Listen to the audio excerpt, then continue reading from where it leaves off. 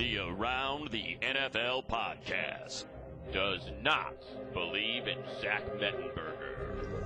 Welcome back to another edition of the Around the NFL podcast. My name is Dan Hanzus, and I am joined by room filled with heroes, Marc Sessler, Chris Wesseling, and Gregg Rosenthal. What's up, boys? Hey, Dan. What did Zach Mettenberger ever do? I don't like that blanket statement. Guy literally probably buried on the bench for the next 12 years. Stop yelling at me, Dan. What are you, Trent Dilfer? Screaming at me. Trent Dilfer does yell a lot on that show. One of our editors downstairs led him to conclude that Dilfer was on some type of MDMA type I don't think so, but drug. I'm not saying he was. So he probably just had a producer in his ear telling him to be excited for the show. So if you guys out there, if anyone has a blog, you can write NFL Network, NFL host, Trent Dilfer on drugs. All right, I don't care about anything. Hey, by the way, one other thing, since we're mentioning it, best part, well, Chris Berman we get once a year over at ESPN calling it. We call the late game between the Niners and Vikings. The best part is when Dilfer tried to roll in some fantasy talk, and Berman, obviously now 66 years old or whatever, and doesn't want to hear it, mutters, "I thought fantasy after midnight took a break." It's like, what? Doesn't even make sense. Before or after he called the stadium the Big Bell Bottom? Well, he did that like 14 times. That's terrible. so after, in between. All right, so yes, that's a little teaser, if you will, Gregg Rosenthal, to the top of our show today, where we're going to get into a little Monday Night Football, a double dip. The San Francisco 49ers and the Vikings, and then the early game, of course, the Eagles and the Falcons from the raucous Georgia Dome. Truly raucous this time. Yeah, but raucous with Eagles fans. We'll talk to Conor Orr, too, about that as well. Yes, Conor Orr, who we're going to get on the phone and talk about some stuff with, including his trip down to A-Town. A-Town. Listen, that is... I was in Georgia for 8 years, never heard anyone call it A-Town. Apparently, you've never met a man named Usher. Remember the 2003 single, Yeah! Exclamation point? No, I remember the 7 o'clock on the dot. I remember my drop top. Wow. Was that the first rap song ever that you're reciting right now? It's not even really a rap song. What is it? What is 7 o'clock at the R&B. drop at the drop top? 7 o'clock on the dot. I'm in my drop top. That's like 90s Usher. Okay. Sounds like a Manhattan musical. One of the biggest upsets ever is that Wes has only sang like 2 different songs on this show, and that you've done that one at least twice. Well, also one of the biggest upsets ever is that I know hip hop better than you 3 apparently because you don't know that song. That's not true. I guess so. Well, it's true of me. I don't care less. All right, so we have a very nice show today. Very nice show, our Tuesday audio-only show. We will be getting into those Monday night games. We will also touch on some news that's come down since Sunday's games. We will hit a preview of Thursday night, a big showdown between who, Mark? The Broncos and the Kansas City Chiefs. Very good.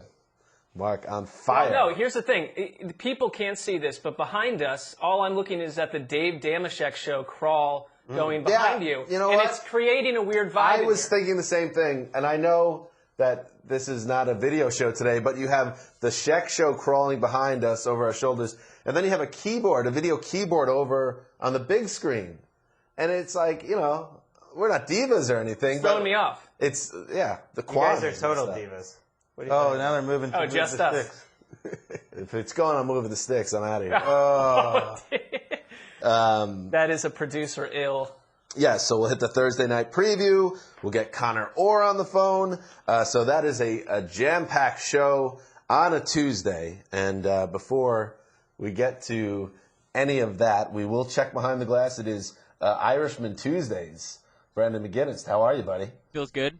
I'm upset that I couldn't put the right Move the Sticks logo up. But you know what? It's just a little subtle shot just to you guys to plug the YouTube channel. Everything that because that's true. Everyone watching Move the Sticks. You failed us with some of the background visuals today, but you're absolutely right. We have 2 shows a week on YouTube at youtube.com. If you've never heard of the website, it's been around since about the mid-aughts. Very popular with the kids. You go to the NFL channel, and we have our own playlist, right, Greg? We do. Check it out. Greg barely invested right now. We're putting Dan attempted to find this yesterday, and he's. I'm trying to contact Conor to let him know he's on the show. So I've already talked to him. Okay, We're all set up. We're good. Everything is under control. Except for the video boards! Do you guys know that a bartender at a local establishment just sent us all invitations for a free lunch today? That's where we're going after this now. All right, gentlemen, let's just get to the games. On Monday night, a double dip, as I said. Greg loves the double dips on Monday night to start week one. We only get one of these a year, and we got two nice games. One very close game, one game not as close, but still interesting, so that's good. And we'll start in Atlanta, where the Falcons jumped out to a big lead over the Philadelphia Eagles, a 23 halftime lead, and then held on for dear life, actually fell behind, got a go-ahead field goal, and then the defense of the Falcons makes a stop on the Eagles, an interception of Sam Bradford to end it, a 26-24 win for the Falcons, and your boy, Mr. Quinn's debut, right, Marc Sessler? That's his boy? I thought Chip Kelly was his boy. Well, Yes, Mark sir. loves coordinators, so when a coordinator gets promoted, it's like one of his babies. Wesleyan and I both had time to talk with Dan Quinn at multiple Super Bowls. Humble brag. All right, so it's part of our job. Okay. Okay, just doing what our job is. And we both came away calling him the coach that we would most want to have a beer with, if I recall. He's a charismatic guy. He looks you in the eye.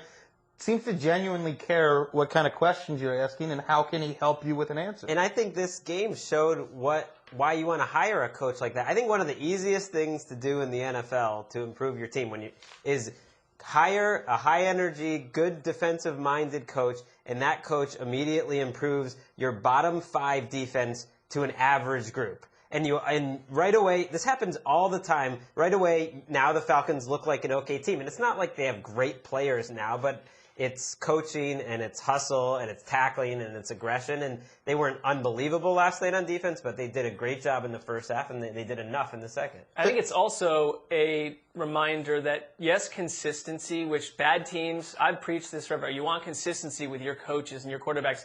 But Mike Smith being removed out of the Falcons organization was a plus. They needed to move on, and I think that Dan Quinn has, like you said, brought energy. There's clearly buy-in from the defensive side. They were getting after the quarterback in a way they did not last year. Not the entire game, but you saw it for flashes. Outside of Trufant, they don't have stars. They don't have Pro Bowlers on this defense, but I think the thing you noticed the most was they were faster and more physical. And they had a little hint of a pass rush, which they never did last year. It was Schofield, which Schofield had a great game. Could turn out to be one of the best bargain free agent signings. The Giants lost out on him at one point. Actually, that was a year ago. And then the Falcons get him this year. And Vic Beasley, we'll see if he's good, but he adds a little something. I thought he had some moments last night. In a bad division, and this could be another division where 9 wins could win it, the Falcons have a chance. If they have a top 20 defense, forget about top 10. If they're in the top 20, did anybody notice what Julio Jones is doing yesterday? We all knew this guy's amazing, but how about a reminder that he is in the conversation as the number 1 wide receiver in football. Just his amazing thing I was really struck by was his amazing body control, his foot control near the boundaries, that touchdown he had at the end of the half. He's incredible. And Matt Ryan, and the little weird thing about Matt Ryan is he threw 2 picks. He could have thrown 5 in this game. He got away with a lot of bad throws, questionable throws in this game. But at the same time, if you think he's going to play a little cleaner in the future, we all like Matt Ryan. A lot of good throws, too. At least if you're going to have that many bad throws, he played very well. Sure. It was a little more reckless than I expected, but they're going to score points, and if the defense is okay, this team could win 9 games. Julio Jones was my preseason prediction to win. Oh, you did it! Got to get that in there, Greg. Julio Jones had that other play where it got called back for Leonard Hankerson's PI, and he goes down on one hand, regains balance after catching the ball, cuts to the outside, and dances down the sideline, and it gets called back. So there's no replay of it on NFL.com or anything, but it was one of the prettiest plays that I saw all on. Could have 200 yards on the day. This is not a new thing. Julio Jones has been one of the best wide receivers in the league since he got in the league. Mm-hmm. Okay, we gave the Falcons some love. They won the game. That's great. Hey, what about your boy Chip Kelly, Marc Sessler? Blowing. Why is he my boy? I don't know. You were the guy who really embraced him, I thought, with the most open arms. He's more a laser guy. I like 3 years. I like his offshoot, but okay. I'll go to the barricades for Chip Kelly. All right, I love Chip Kelly too, but this is a game where he should be criticized for how he handled the end of the game. He panicked. Oh, come on, yeah. He didn't send his field goal. First of all, he decided to kick a field goal with a shaky kicker who's been struggling to try to take a 2-point lead and give the ball back to the Falcons, who had been moving the ball. So I didn't like that decision. Just go for it. They were moving the ball so well. But his indecision to send them out onto the field very late, Parkey wasn't ready to kick it. At that point, you either got to take a timeout or be decisive. He helped force the kick to be missed. And Chip Kelly being like the guy who's go, go, go, being very conservative in a key spot. All right, well, you're right about that, and that point taken. I don't think who can argue that that could have been handled differently. But I also think that we all saw sitting there monitoring Twitter during this game where with them down at 20-3 at halftime, everyone's ready to send Chip Kelly out to sea, restart the organization. You know what? The way this offense moves, I will never count them out at halftime, no matter what. How about the drive? I think it was their first touchdown drive the second half, where they keep shooting themselves in the foot over and over again. They got hit with 4 10-yard penalties, I think. The second drive. It ends up being a roughly 135-yard touchdown drive, just because they couldn't be. Once they got rolling, they couldn't get stopped. And just to cycle back to that one point, Chip should have went for it on 4th and 1 in the first place. That's the thing. And I know we're throwing the Dan Quinn Glory Boy parade right now, but Dan Quinn also played that game to lose at the end, giving the ball back to Chip Kelly in the offense, running it 3 times when Julio Jones literally can't be covered, and Matt Ryan's your quarterback. So he caught a break that the Eagles' offense ran out of steam on that last drive. I agree. I was stunned that the field goal that the Falcons kicked ended up holding up for that win. You would have never guessed that at stunning. the time. I love, back to Mark's point, it was laughable. I almost shut Twitter off for the first time ever when I was covering the game because it broke the record for hot takes and everybody tripping over themselves to render the preseason completely meaningless, but the first 2 quarters of the first week mean everything. They're all revealing, and that shall be what happens the rest of the year. I recommend skipping Twitter during it. I don't read Twitter during games. I send tweets, but I don't read it because there's too much going on. I couldn't be more with you. It needs to go away entirely at times. I don't care what's trending. I don't give a flying It's not F. so much that I hate it. It's just more that there's not enough time in the day. You can't watch the game and then I like sending out the stuff. I like looking at the box score and everything, but I end up not checking it all on Sundays. In a time when society is starting to run low on communal experiences, gentlemen, I like that Twitter allows me to be watching the game with thousands of people at the same time and sharing in these takes. I'm on the other side. Well, all right, but don't you find that most of the people tweeting you would not want to be in the community with? Well, yeah, but I follow much fewer people than any of you guys, I think, because I like to keep out all the hot takers. Well, maybe I'm a quick Twitter take elitist. on the Eagles here. The sky isn't falling on them, but two red flags for me. You pay Byron Maxwell $10 million a year, and Julio Jones dog-walked him around the field all night. Yeah. And DeMarco Murray, it's the December DeMarco Murray. He's slow. He's really slow.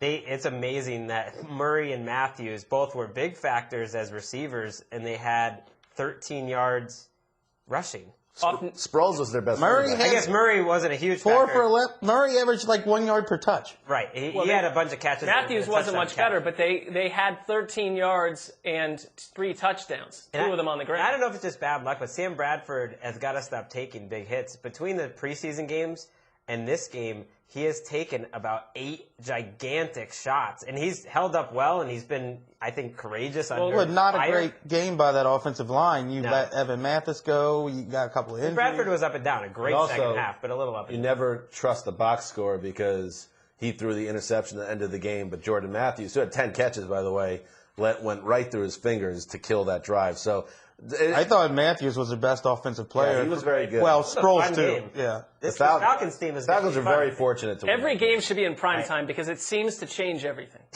Wow. I would love to see just 2 or 3 primetime games every night, as Greg has suggested. Have football all night, all week long, and night games have a different energy, even if the score isn't good. That seems like a bit much.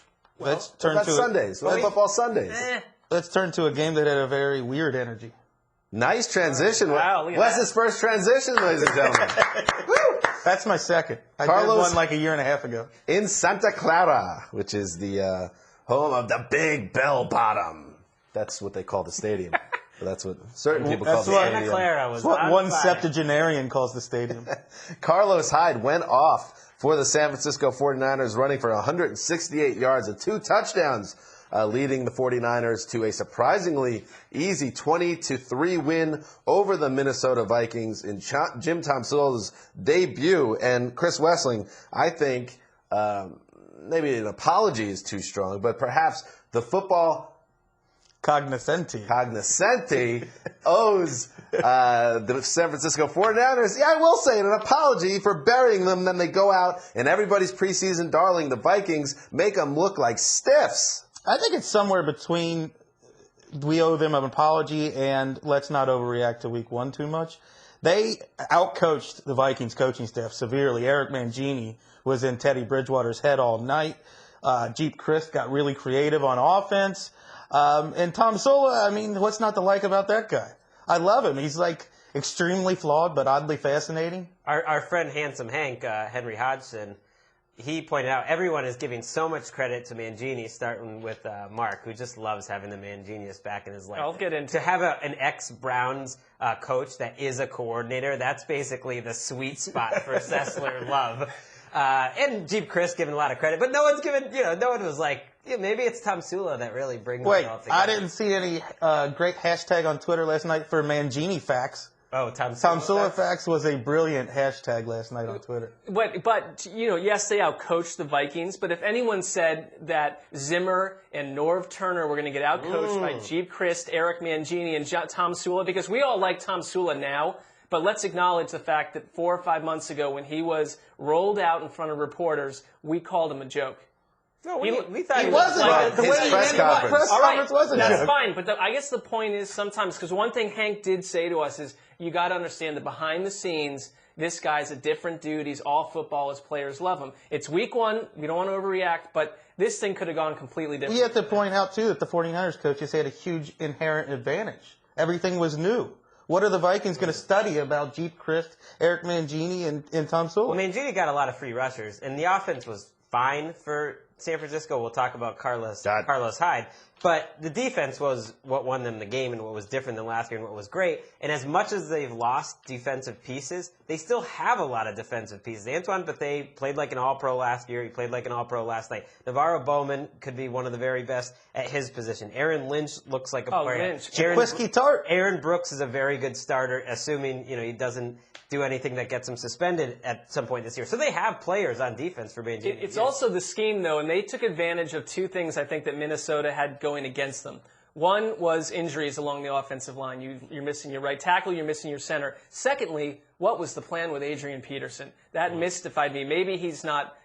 We assume he's fully physically ready. He was held out in various stretches. They're using him on 3rd downs in weird ways. At one point, McKinnon had more rushing yards than him and more attempts. I don't get that. Well, I saw a great stat that one of the ESPN.com writers had that Jerick McKinnon and Asiata had more shotgun runs last year than Adrian Peterson had for the 5 previous years combined. So there is a question of, how does Adrian Peterson fit in this offense? He's used to, that's the thing he's most known for, taking that 7-yard, sprint and getting the ball at full speed. And you didn't really see a lot of that last night. The couple times they did do that, he looked pretty good. He had one monster run where he's dragging Niners with him. I just assumed they were worried about overworking him and they just had a 15-play a 15 Really? touch number. I don't know. I don't think that's it at all.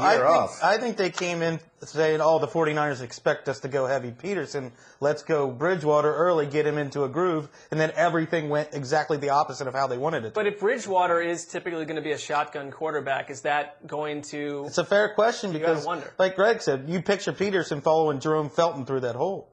What a disappointing start for the Vikings, too, and their fans and everyone associated with the organization, because this was just really a deflating effort. There was, between Peterson not getting out of the gates well and not being used well, Bridgewater under fire, making I thought it mistakes. was the worst game Bridgewater's played in the NFL. He looked completely He lost. had one of the worst games any quarterback had last year.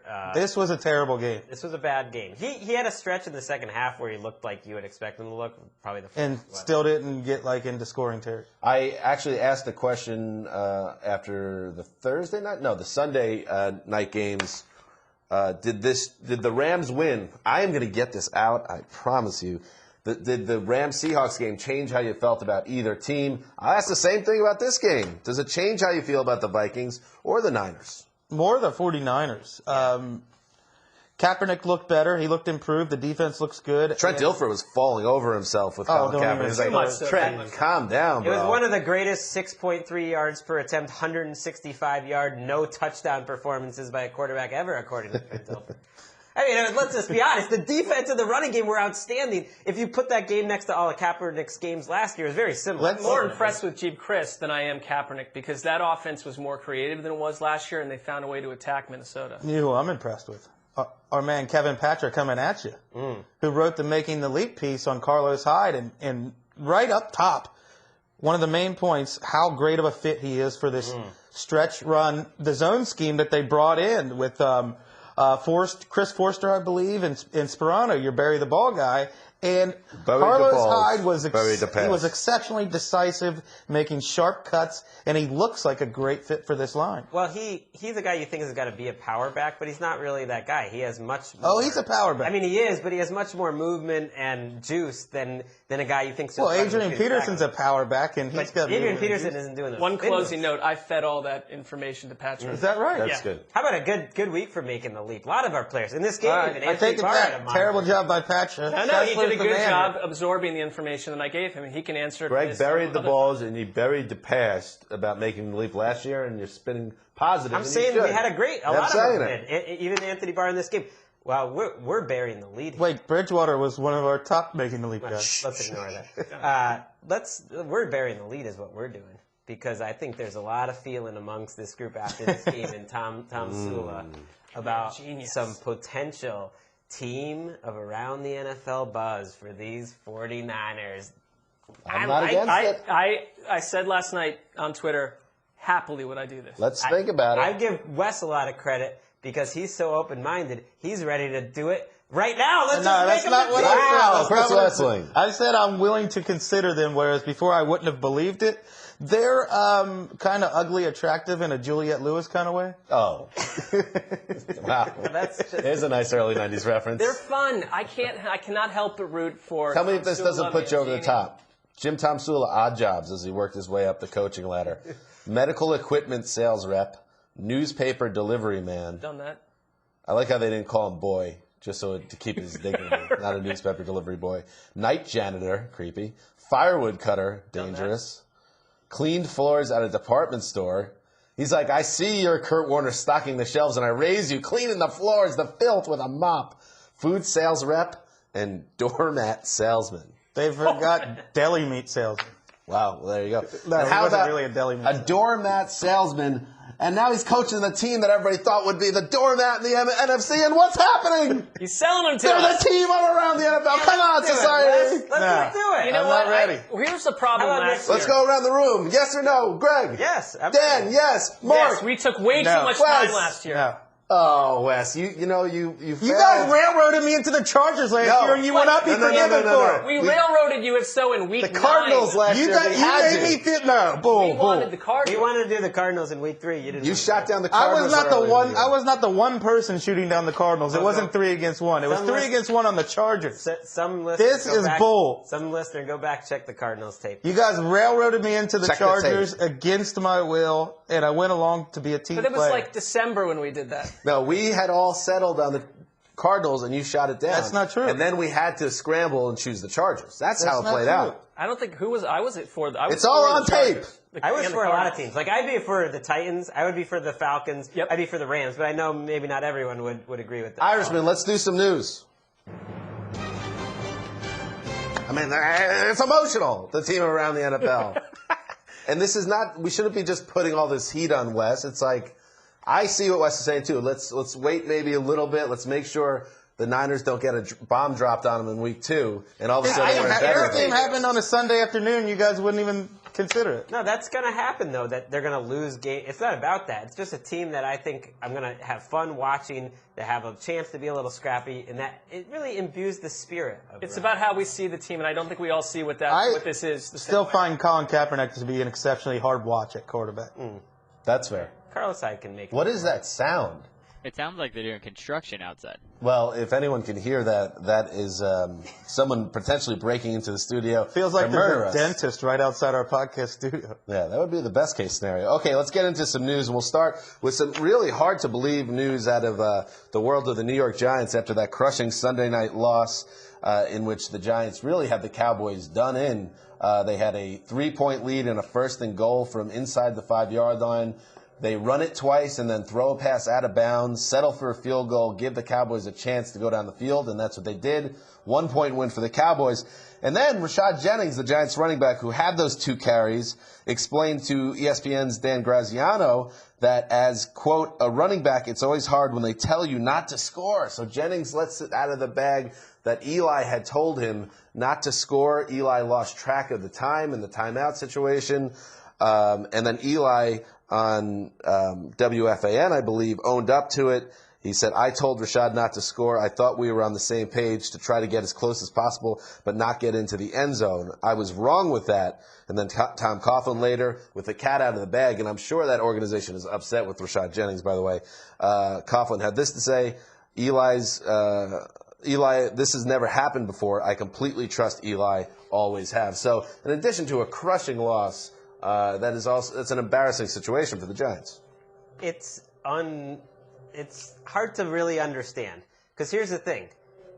If they're trying to let you score, let them let you score. You're up by 3 points. The game is over when you score. I mean, that's the thing that's the craziest part about it, is not just that Eli went and said this, is that it makes no sense whatsoever. Now, what happened was timeouts aren't charged the clock does stop when you decline a penalty under 5 minutes. And Eli did not know that rule. He probably should know that rule as a quarterback. He thought the Cowboys had taken a timeout with 1:56 left. They had not. And so that's where he messed up the timeouts.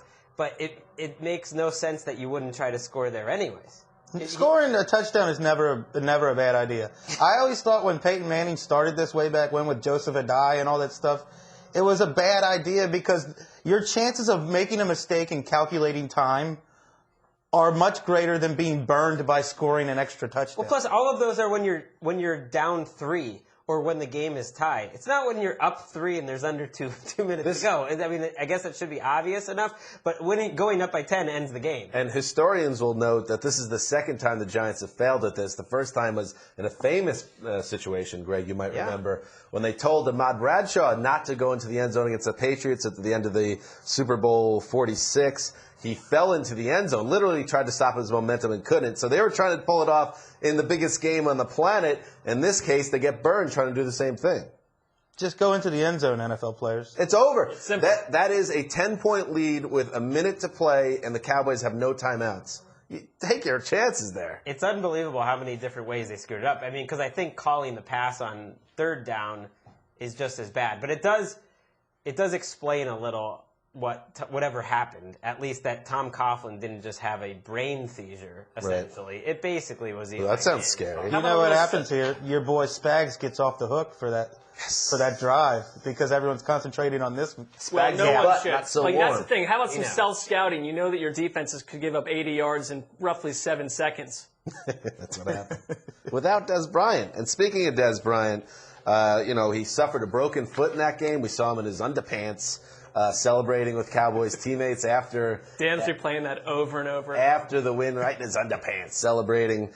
We were told 4 to 6 immediately after the game. Weeks was the timetable. Now we're hearing that it could be 8 weeks. Then you have the medical experts out there talking about, it could be 8 to 12 weeks. So we don't really know what to hear. But the one thing I'll say, you're not going to see Dez back on the field. Probably not by the end of October, even if you're lucky. Dez is going to be gone a while, which is a problem for the Cowboys. Huge loss. I mean, they had 80 yards in that game running, and that's less than they had in any game last year. Greg pointed that out after, and this is the centerpiece of your offense is Dez Bryant. And so any team that loses one of your best wide recievers in the entire league for half the season potentially, I don't know. You got to reshuffle. I like all the ex-players that are going on and then acting like doctors. No, that'll actually be 8 to 10 weeks. They know. Like anyone knows with like a broken bone in your foot. It comes down to the individual body. I know. He'll be out 9 weeks. That is the truth. When you hear they were working out names like Hakeem Nicks and Nick Toon, Ooh. That's rather troublesome. Hakeem Nicks is a really interesting name because he broke the 5th metatarsal bone on his foot in 2012. And I know there's a lot of other problems that Hakeem Nicks has run into since in terms of his attitude, but he hasn't been the same player since that injury. Dez has had quite a few injuries of his own that he's bounced back. Right. Also, a different sport, but Kevin Durant, the Thunder guard forward. He's like a stretch 3. What a player. What a versatile scorer. Just deadly, Mark, from all around the perimeter. Yeah, you guys, it's an excellent scouting report you've issued. He had the same injury last year, ended up having multiple surgeries, missed the whole season. So this is a tricky injury. Do not I'm saying trade Des Bryant in fantasy if you haven't. I still am stuck on this Eli Manning thing. I don't know if you guys saw the New York Post cover the $84 million Duns, and they made a Duns helmet. Mark is squinting very hard because he hasn't had his eyes checked in like 7 years. Well, no, I have, and I definitely need glasses, and I'm not wearing You just choose not to wear them. Greg always loves twisting the knife whenever Eli's involved in a bad situation. I wonder why. Doesn't everyone? We're only human. It does seem Eli does attract that. All right.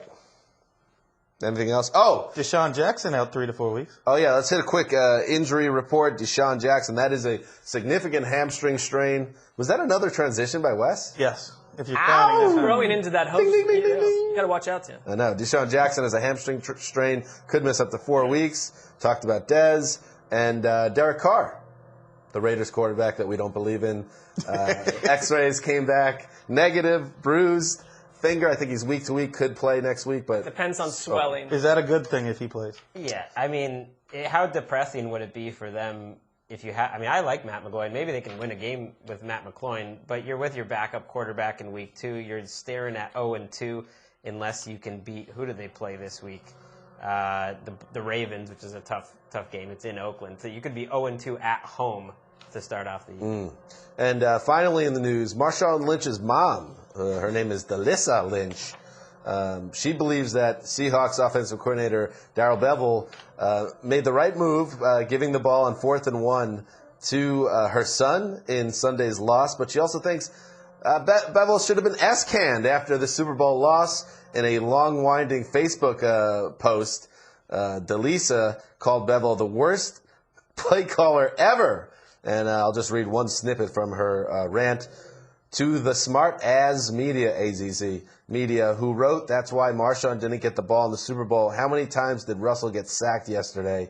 Don't worry, I will wait on the answer. Plus, it was totally different at the Super Bowl. The line was better than yesterday. No blocking. And to the offense caller who should have fired, yes, I said it, fired. He is the worst play caller ever. Showing a startling lack of football knowledge, not even understanding the Dave Shula era. Well, she also spells ass, A-Z-Z. Well, she said, I like that they said the only reason they called that dumb as play yesterday is to be able to justify that, see, look at the Super Bowl. Like, it was like, hey, this isn't going to work. Is that a hot take or a conspiracy theory? That's more like a conspiracy theory. And he says most fans have already figured this out, that the Seahawks staff loves this play caller Bevell more than a win. Go figure. She can't stand a guy that's, he's helped her son to multiple massive seasons and a lot of money. Potentially a Hall of Fame. Let's be honest, that's not an equal relationship. I think Marshawn Lynch has done a lot more to help Darrell Bevell in his time in Seattle than Darrell Bevell. Hold on. All right, How was Marshawn Lynch's career looking before he landed with Darrell Bevell? I mean, honestly, so she's calling him the worst play caller in the league. Just put your computer down. I like it. Or your phone. I'm sure you like it, but it's not accurate on any level.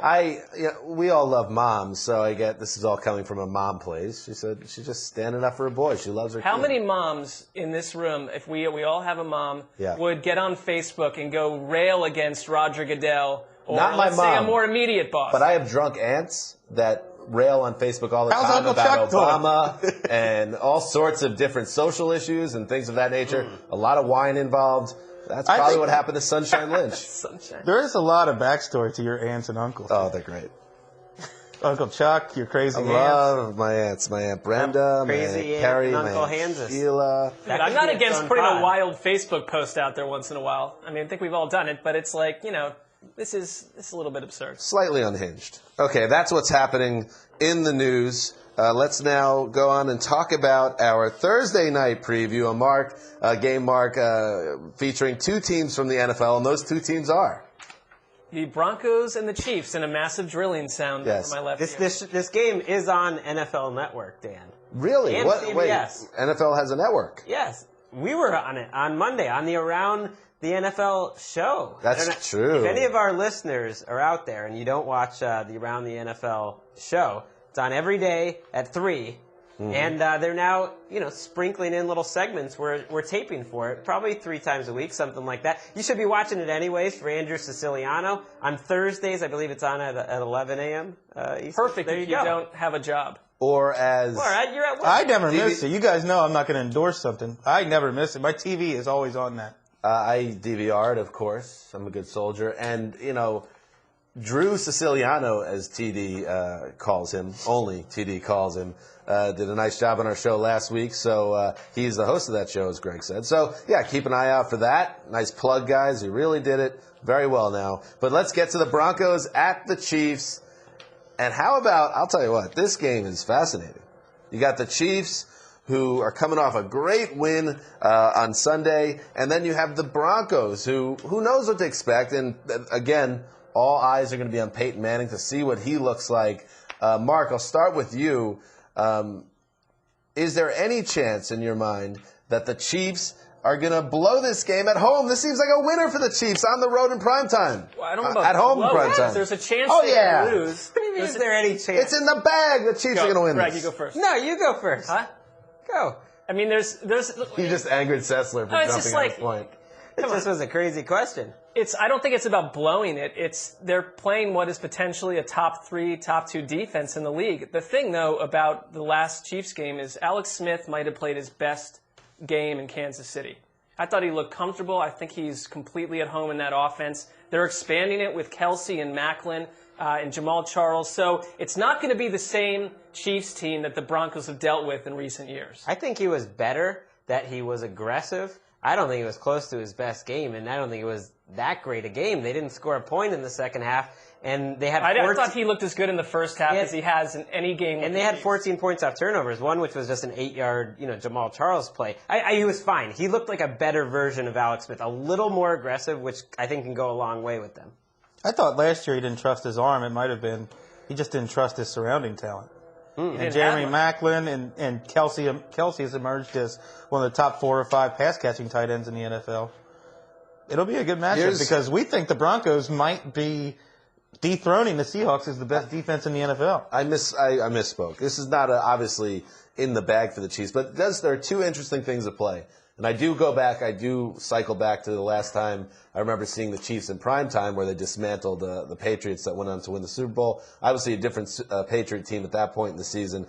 But it's a tough place to win on the road at night. And then Peyton Manning might be the greatest primetime quarterback ever if you look at his numbers over the years. But we don't know if Peyton Manning is Peyton Manning. So unless it's a playoff game. I am – okay, well, he's had some nice playoff moments. I think we know he's not Peyton Manning. Yeah. Well, you do. I don't. I mean, he's played 1 game this year. It's not. I'm not even talking about his arm. I'm talking about the fact that he can't move anymore. Right. That to me was the bigger problem in week 1. When was he ever able to move?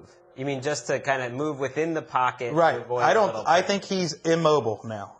There was an absurd play where they had him roll out. Yes. That needs to go away completely. And they need to pare this playbook down to what works. That's part of this, though. They're figuring out what they can and cannot do, and it could lead to a shaky September where they need the defense to carry the way.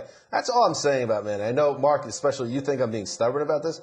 I just need a few weeks to see what's going on before I render him irrelevant in the NFL. I would expect them to improve, right? I expect him to improve, and I think we've been saying for a few years now, the key to his game is he has to set his feet when he throws. And it seemed like in Gary Kubiak's offense, there were too many plays where he's being asked to move his feet and throw. Well, the Denver offensive line was a huge problem, not recognizing blitzes and giving up a lot of pressure. And the Chiefs' defense was what stood out to me in that game as different because we kind of forgot, by the way, Derek Johnson's coming back. It's been a long time since he played, and maybe since he was one of the better inside linebackers in the league. He had a great Week 1 game. Marcus Peters, their number 1 draft pick, looks like he's going to be a player. So the secondary's looking better. Justin Houston had a huge game. I mean, I guess now we just expect that. That's a good defense. Yeah, they were in Hoyer's face all day long, and now you're playing what is an offensive line that's certainly young and doesn't seem to have its act together. That's How what I about, think makes this very interesting. Greg, one of your favorite saucy subplots of the week, Eric Fisher, the former #1 overall pick. Greg loves this. Greg loves Eric Fisher. There's buzz in the locker room, I guess, that he asked out of the lineup knowing that on a bum ankle he did not want to face J.J. Watt, and that's leading Kerry to Collins moment. Well, hissing buzz. Andy Reid, denies that, but multiple reporters, including the Kansas City Star, say that's exactly what happened, and there's, teammates weren't happy with him about that. And when they started practicing on Tuesday, it sounds like he might be able to play, but he's no longer the starter, or he's just not able to play. Either way, it sounds like I think they're going to be possibly moving on from Eric Fisher. What, really? Listen, I don't know. What a awful Maybe he's draft. just not. He's truly not healthy. That's what Andy Reid's saying, and he's protecting him. It's a short week and everything, but he's definitely not starting this week because he's not, lining up with the starters. If he's active for this game and not starting, that'd be. Have you ever noticed how easy it is to downplay an injury when you're not the one, when it's not your body? Sure. Right. I've had a high ankle sprain before. I'd have nightmares about facing J.J. Watt on a high ankle sprain too. By the way, not to get off track, but I just want to once again throw out the top 10 picks in the 2013 NFL Draft.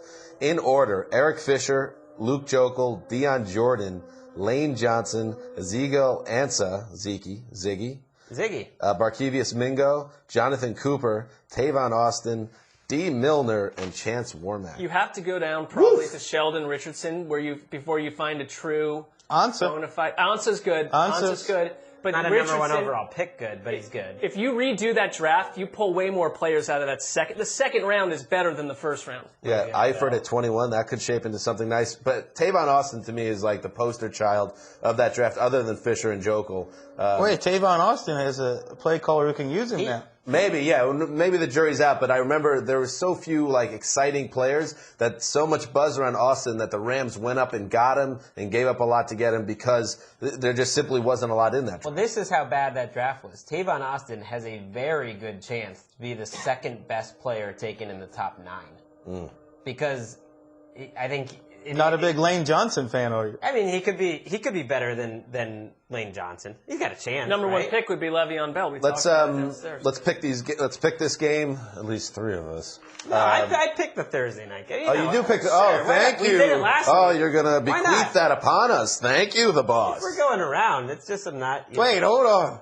What? You're picking games now? I don't know. I did pick. I've picked plenty of games that just saying. Well, you didn't think of it last week, and then we just went around and picked it. I'm not going to sit out. Mark, who you got? I remember when the Score, Chiefs please, were as well. playing the Eagles on a night game, and everyone thought the Chiefs were going to get destroyed, sandblasted, and they took care of business. I think this Chiefs team is going to win this game, and the score is going to be 28-21. Wes. Until I see Peyton Manning play like a quarterback who's not a disadvantage to his team, I'm going to think the Chiefs are a better overall team than the Broncos. So I'm going with the Chiefs. I think this will be Peyton's in a bad situation here, still learning the offense. I think this will be seen as the nadir of his season. 28-10 Chiefs. You guys are crazy. The Broncos defense is the best group in this game to me. I would definitely take the Broncos. I think this is going to be their coming out party. That was one of the best defensive performances I think you'll see from any team all season. The one they had against the Ravens, where Brandon Marshall and Trevathan being back. Nobody's disagreeing with you about the Broncos. That's what I mean. I just think they're so good on defense. Greg could add a hero pick they're gonna take care of business. And if only your picks count, you could have a hero pick. We're talking 2 Manning pick sixes here. That's how you get to 28 points if you're the Chiefs. 2. That's generous of you. It could be 4. That guy is awful. Shot out of a cannon. DeMarcus Ware looked like he was They might have the best quarterback old. duo in the league, Talib and Harris. And they have Wade Phillips, who's the best defensive Wade Phillips is awesome. Ever I'll give you another chance. Son of bum. I'll give you another chance, Wes. Go get my lunch. DeMarcus Ware and Von Miller versus J.J. Watt and Jadeveon Clowney. I can't do it because I don't know how anybody ever blocks J.J. Watt. 6 tackles for loss on Sunday, tied a career high.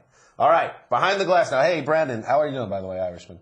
I'm doing quite well, just listening to you guys, Excellent. It's an easy job. How much time do you have left with us? October 1st.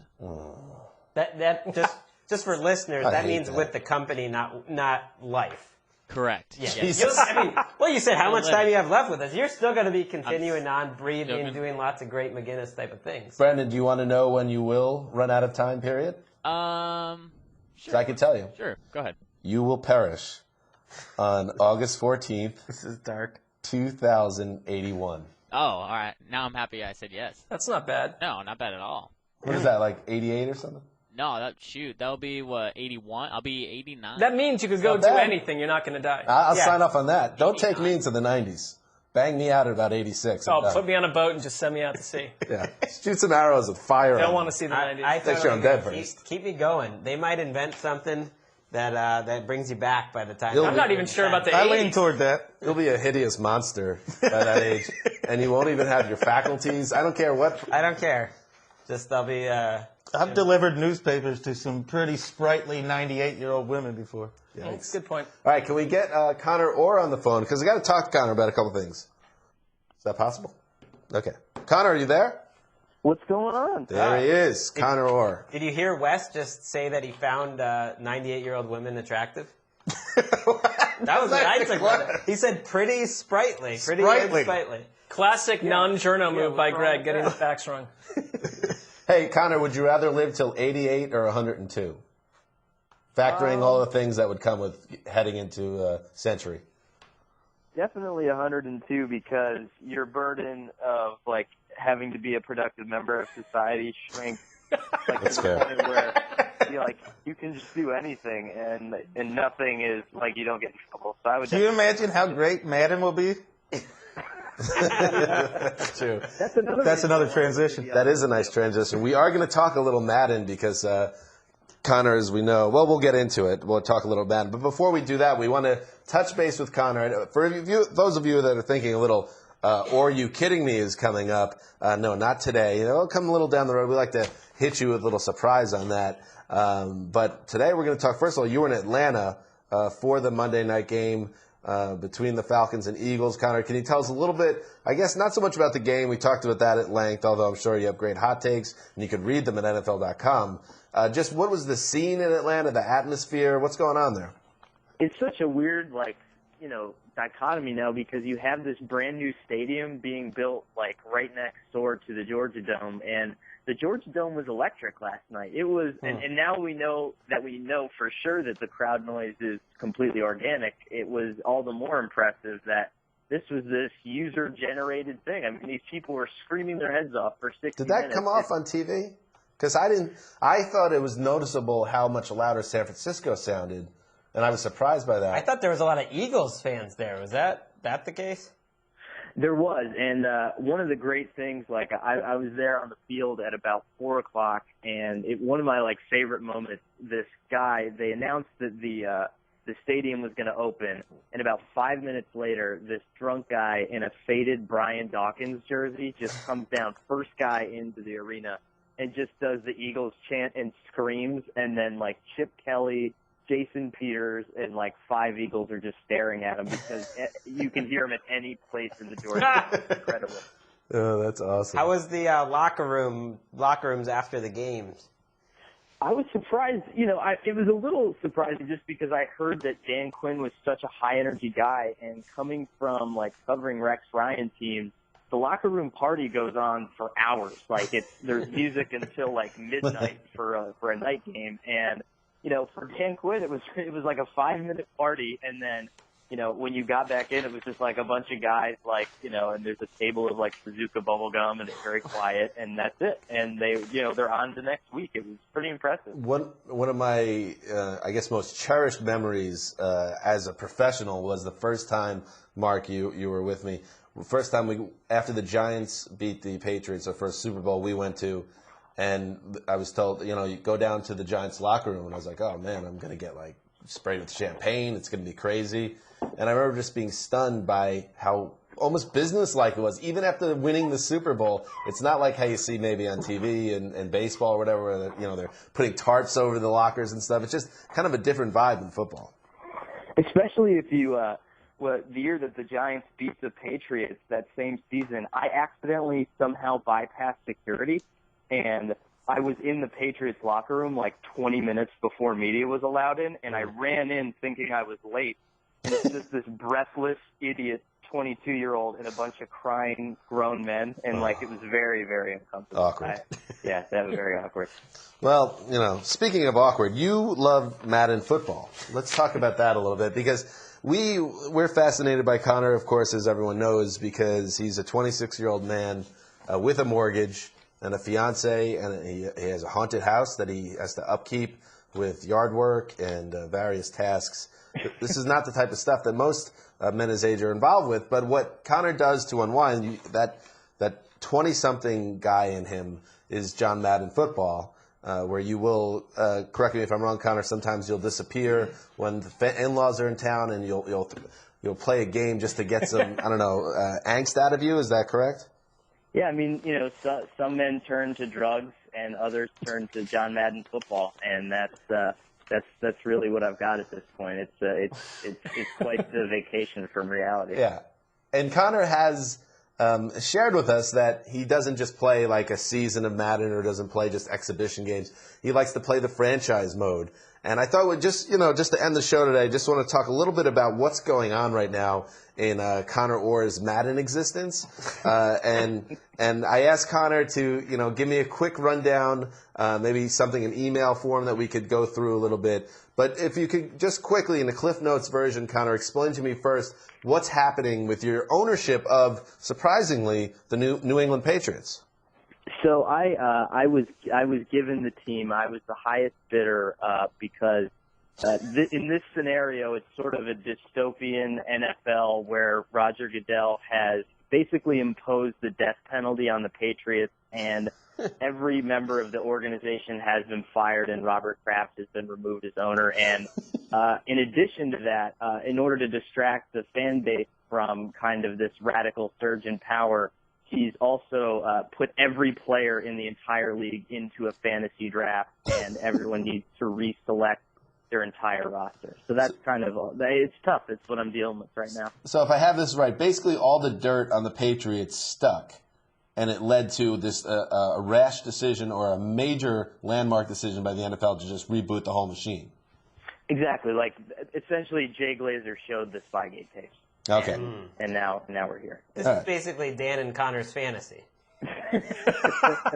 Perhaps. I like the sound of this. So let's go down the list real quick. A few bullet points. I asked Conor just to send me some, the challenges facing this team that he's now running. So let's do it. Let's do some news around the Patriots. All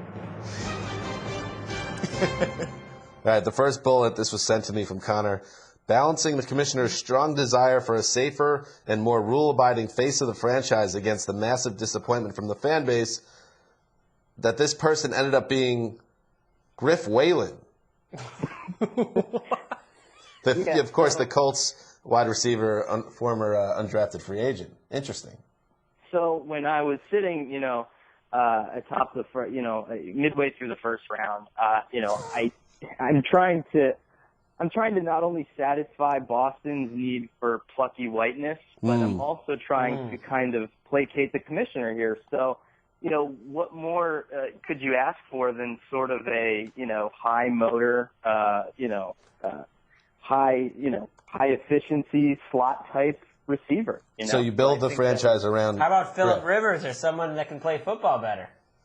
Well, true also to Patriot form, and this will kind of come into play down the season, my genius that's involved in this, is that also necessary in order to run this franchise the right way, there has to be a certain haughtiness towards how late you drafted your quarterback, and so that's definitely going to come into play. See, everything is thought of. Next bullet. Distracting the fan base with the installation of a Chip Kelly-esque three-quarterback system that utilizes the strengths of Mike Glennon, Terrell Pryor, and Brad Sorensen without taking the focus away from Whalen. And not take the focus away from Griff, but you're going to have some deep draft guys, and you're going to build around that. Yeah, so, the main concern here is kind of where the media is going to go with this.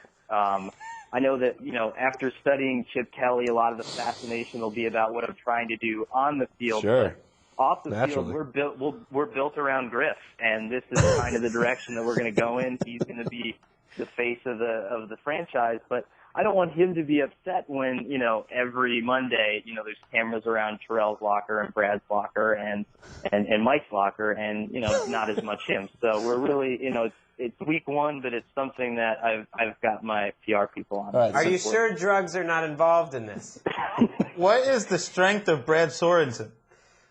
Well, so, I can it's really quick, can kind of break it down where Terrell Pryor will run all verticals and then just QB sneak, and Mike Glennon will kind of do anything that involves like a rope arm, and then Brad Sorensen is kind of the cerebral nerve center of the whole thing.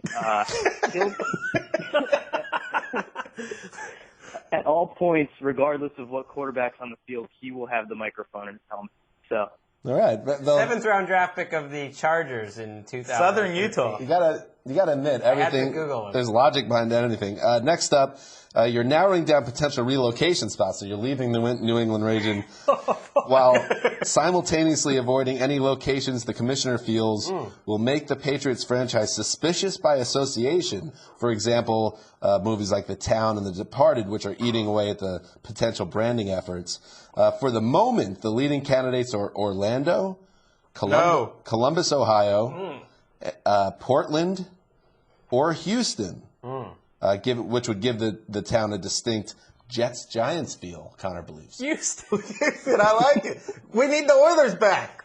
What about Hartford? Remember when Kraft was going to move him to Hartford? No one remembers that. Hartford. Well, I still feel like that's sort of New Englandy A and B. It is. With the new Whitey Bulger movie coming out, that's just a chance we can't take at this point. That's fair. It's a huge concern for us. And Orlando is beautiful not only because it's Florida, but just a great destination for any potential condo owners. The stadium might be built out of condominiums. We don't know. So. Orlando is the armpit of America. Well, you got concrete capital of the world. Whoa. I think Florida has enough professional football teams, though. We went through. Connor, question. You've built the entire team around a Caucasian possession receiver to appease New England and Boston. Makes sense, but you're moving them. Yeah, that's fair. The second part of this is that we believe that Boston, which is such a rational fan base, will follow us. And I think that is bold. Thing, we're really depending on the even-keeled and just, kind of straight emotion fans of Boston to understand. Your goal is to double dip a fan base here. That's interesting. Absolutely. And finally, the last point, and this one.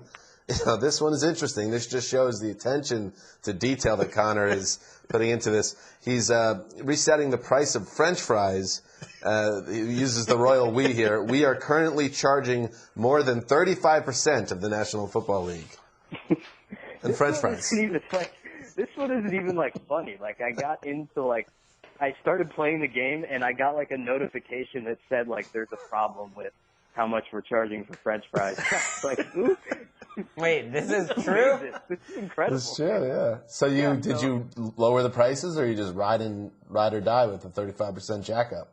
Lowered the price of French fries, but then sneakily raised the price of peanut soda. So there you go. There is the update on Connor's new franchise. Is it remaining the Patriots? Well, at this point, we're going to have kind of a Facebook poll going with fans, but Smart. I'm just saying the Columbus Aviators have a nice ring to it. So. Well, there you heard it here first. The New England Patriots might soon become the Columbus Aviators. That, according to NFL media insider Conor Orr. Connor, thank you for joining us, and keep us up to date on everything that's going on with the Aviators. You bet, fellas. No problem. Thanks, Connor. I would read a massive ongoing blog about that, and I would the minute I got home, I would read updates every day. Greg didn't seem too into that. I don't know. Well, I didn't like how he was destroying the Patriots franchise and taking him to Columbus or wherever, Orlando. Orlando would be the real best. That would be the That's pits. insulting. Ooh. I like a dual Houston operation. A city that has no sense of, in no way do we need two teams in Houston, but let's do it. All right, so there you go. That is Conor Orr. We are out of time today, so that is it. We'll be back though. However, on Thursday night, early Friday, with our big Thursday night recap and Sunday and Monday preview show. which we all get excited about every week. So football season is in full swing right here, and we'll talk about some other stuff cooking on Thursday with Wes and Mark. Little teaser there. Until then, this is Dan Hanzus signing off for Quiet Storm, the mailman, the boss, and Brandon behind the glass. Till then.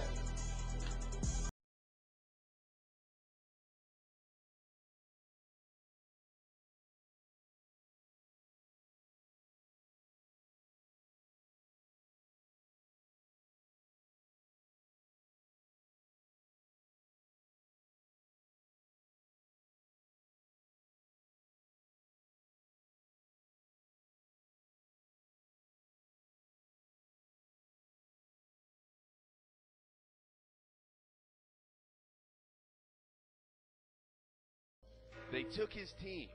Viciously below average. They stole his innocence. Childlike, but not to suggest innocence or purity. They made a football life about his misery. Control, Alt, Delete. And opened a factory of sadness that never closed. Now, the climate is ripe for revenge. This winter, there's a hurricane coming for anyone who looks in his direction on a Sunday. It'll be an apocalyptic sunset. Marc Sessler is Quiet Storm. This show cannot end fast enough, and I have a sharply worded letter to hand to you, my friend.